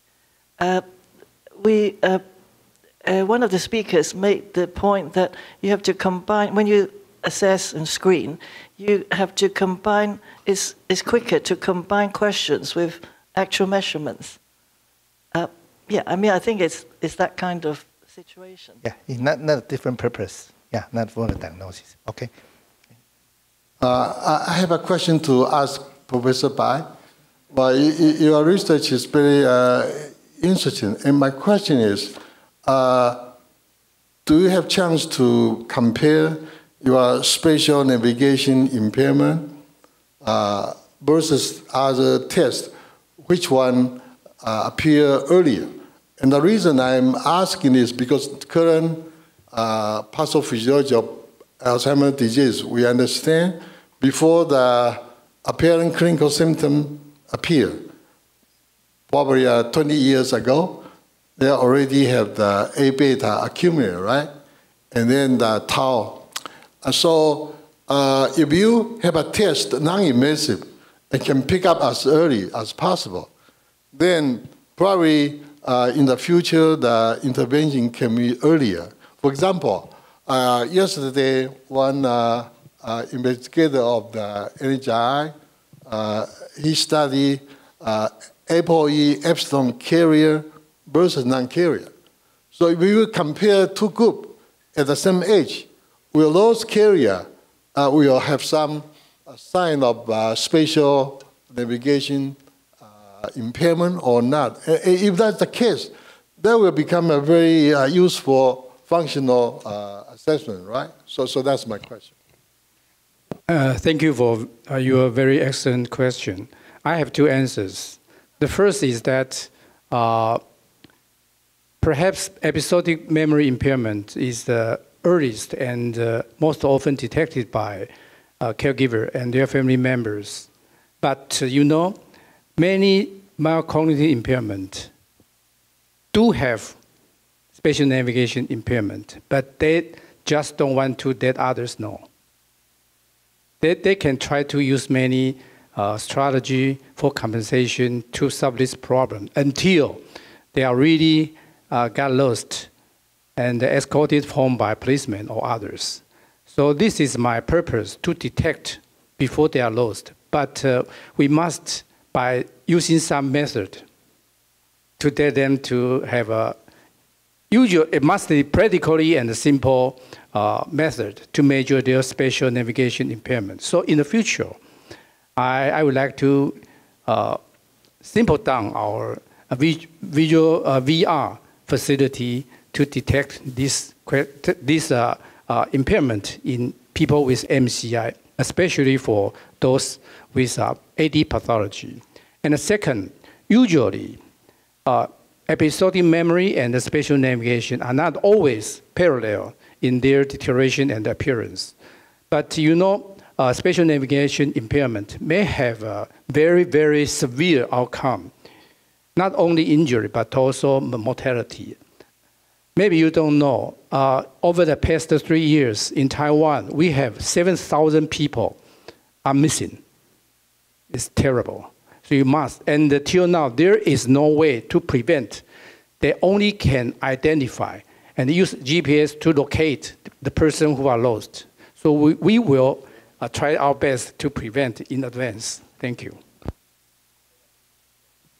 Yes, thank you very much. I think all these speech in this section are very inspiring to me personally. In particular, I appreciate very much Professor Francesco Landi and also Jean Wu.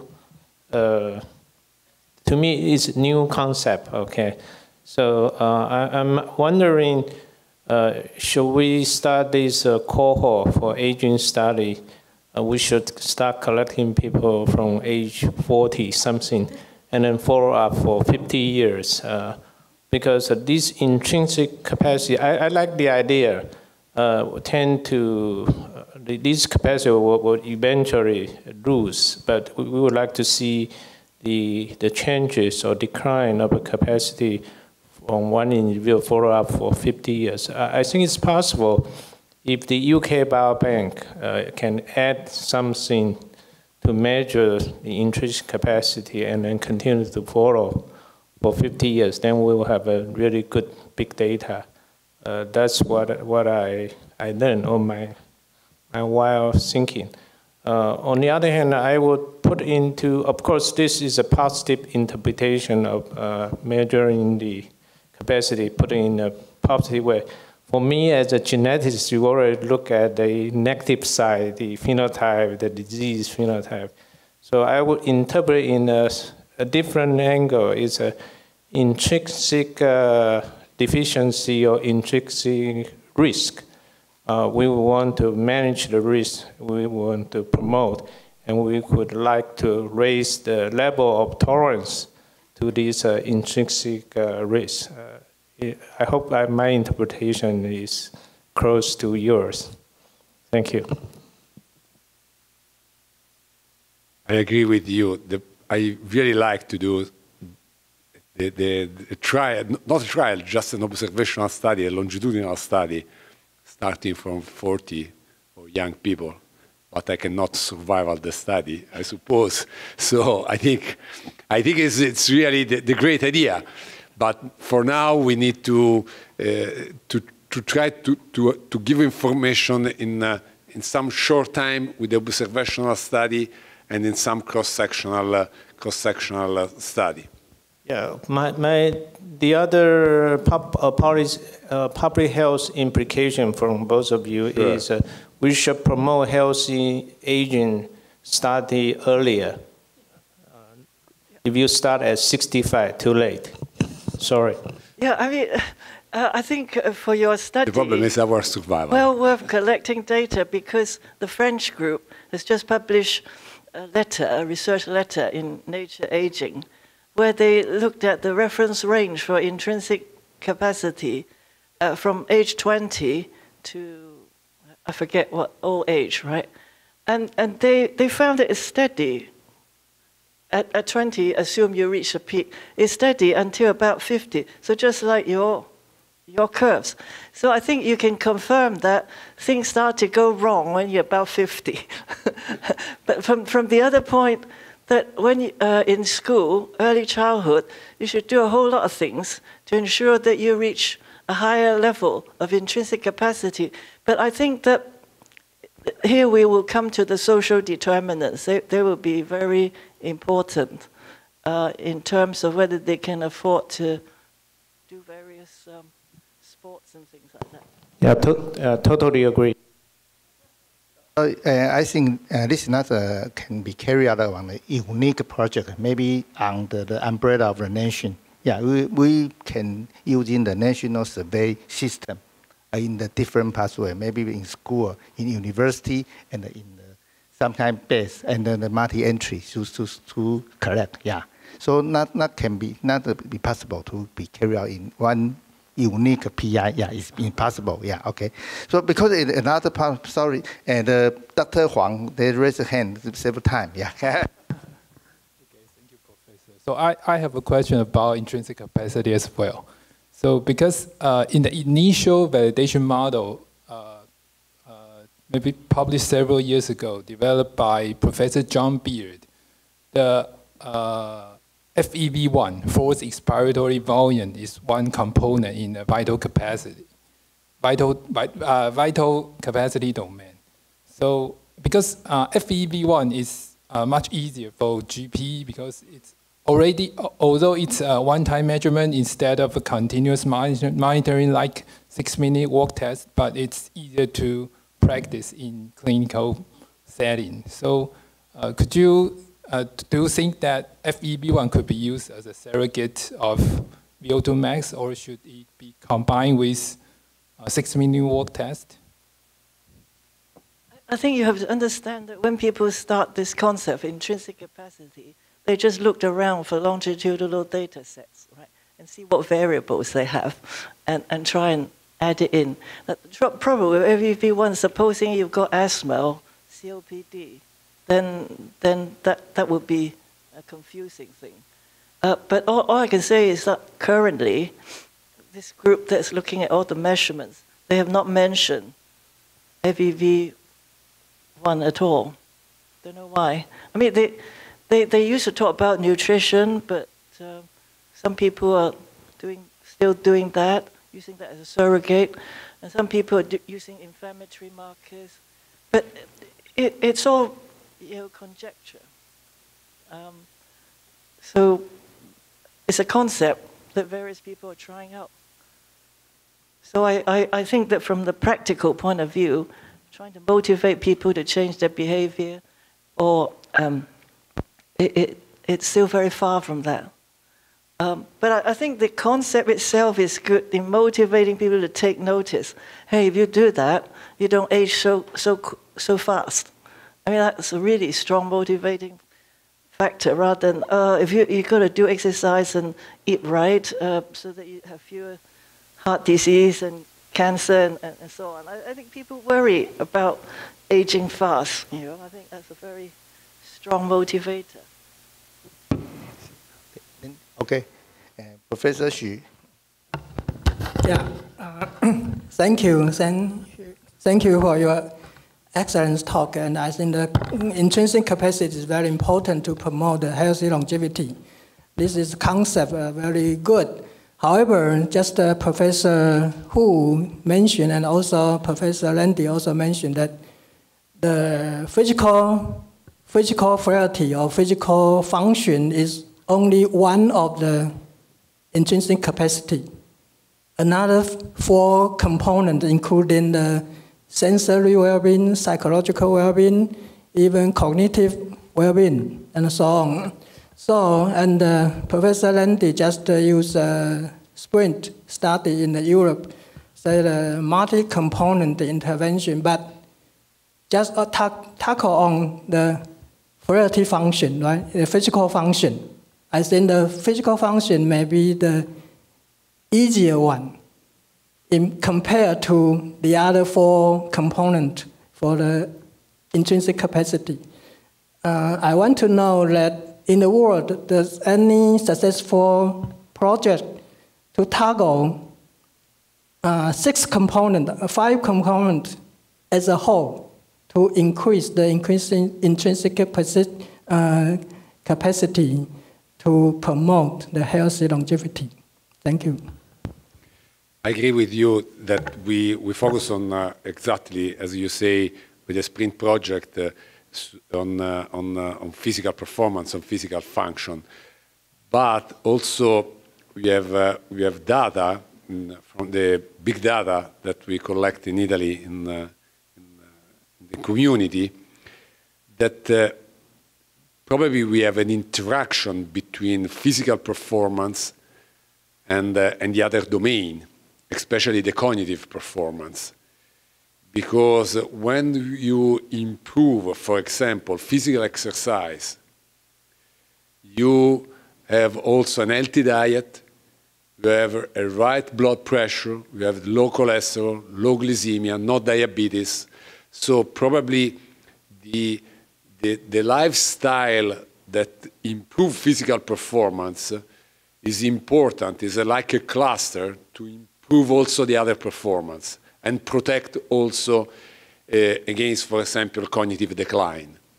So I think that this is really important. For sure, we need to better understand the interaction between the different domains, but I think that starting, it's not, as you say, easy. Probably it's easy to communicate how we can improve our performance in terms of exercise and diet, but again, there is an interaction with the positive lifestyle, with the positive healthy, that is a good correlation with the other domain. But we need more research to better understand the interaction and how, for example, muscle and brain can communicate. We know that muscle and brain communicate by biomarkers, and we need to better understand this, or, for example, gut and brain. So we need to better understand this intricate mechanism. Okay. Any question from the floor? Okay, the Professor Yang is the question to the Professor Bai. As a small question, as you said that the early signs of Alzheimer's disease, most of us are familiar with the recent memory loss. So most of the patients complain that forgetfulness and come to our clinic. And you mentioned that about the spatial navigation impairment. And my question is, one of my patients visited me in the clinic yesterday, and he is a retired programmer in our computer center in our university.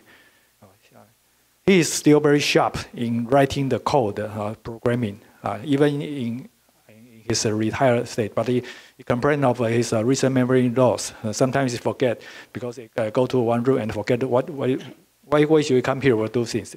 And the problem is his complaint is he can write the code very well and better than his younger colleague. I just learned the word as the code monkey. It means the 菜鸟 for writing the code, and they spend 1 month. I cannot write the program, but he can finish it in the 1 week and do it very good work. But he complains that he cannot locate the coding when you write the program. He can write it very well, but he cannot locate. Is kind of the spatial navigation impairments? When you check the code, you cannot find, but he can write it very logically and very well.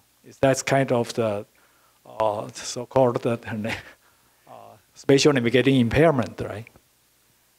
Okay, maybe kind of, but not exactly equal to spatial navigation impairment. Perhaps it's an anecdote. You know, I've heard a pianist who was a patient with Alzheimer's disease.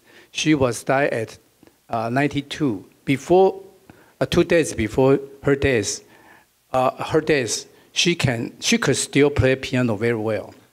It's playing piano, riding a bicycle, and perhaps writing a program for an engineer. Is very similar to semantic memory. It's different from episodic memory. Episodic memory is very dependent on hippocampus, but semantic is not. So this can be dissociated. This can answer your question regarding the professor's condition. Thank you. Okay, thank you. Okay, Professor. I have a question to Dr. Lin. Thank you for your very excellent talk, and I wonder, do you any plan to integrate your polygenic risk score to any biochemical markers or lifestyle profile into a more comprehensive either prediction or outcome evaluation tool? Yes. So in addition to the polygenic risk score that we perform, it's solely on the whole genome sequence data. And actually, in a more broader view, we can imagine a lot of different factors like the environmental factors or like the other clinical data would need to be put into account. So actually that's in our work map in the future that we plan to do meta-analysis between all these factors. Yeah. Okay. Any question? Okay, before we close the section, I also have a suggestion to Dr. Lin. Yeah, because using the NGS to do the PRS for kidney patient to get with the oncologist, but this is very challenging because the number is too small, and so using the variant, the criteria is .-4. But you were facing too many variants and not too significant. So I think you should be very careful to identify the subgroup which might be susceptible to the cancer risk. Yeah. Otherwise, you will because the small sample and so very variant, the model cannot be linked to the very uniqueness. Yeah, so it's very facing robust. So you need to check. Okay. Yeah. Thank you for the comment. Thank you. Yeah. Okay. So we any question? Now we want to close the section because after the very fruitful discussion, now the time is up. So before we close the discussion, we have some talking gift to our speaker. Yes. We thank the speakers and moderator and participants who raised the question for bringing us such vibrant and engaging discussions, which has inspired in theory and will likely to inform public health practice in the near future. And we greatly appreciate the input of our speakers, and we invite the moderators, Professor Cho and Professor Yang, representing National Health Research Institute, to present a certificate and a gift. Please, speakers, please come to the stage. Okay.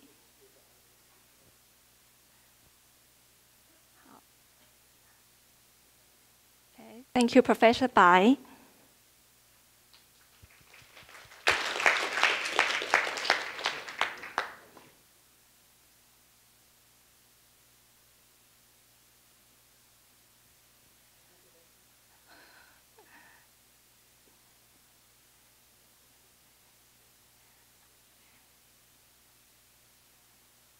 Thank you, Professor Landi.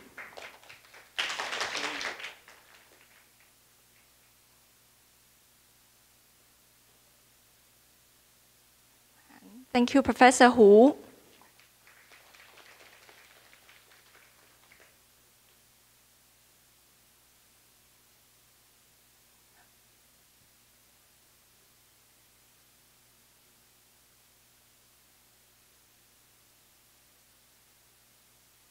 Thank you, Dr. Lin.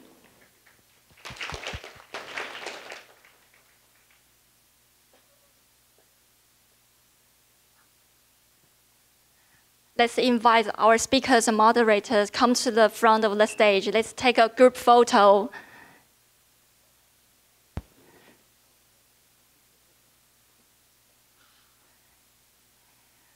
Please smiling to our photographers at the center.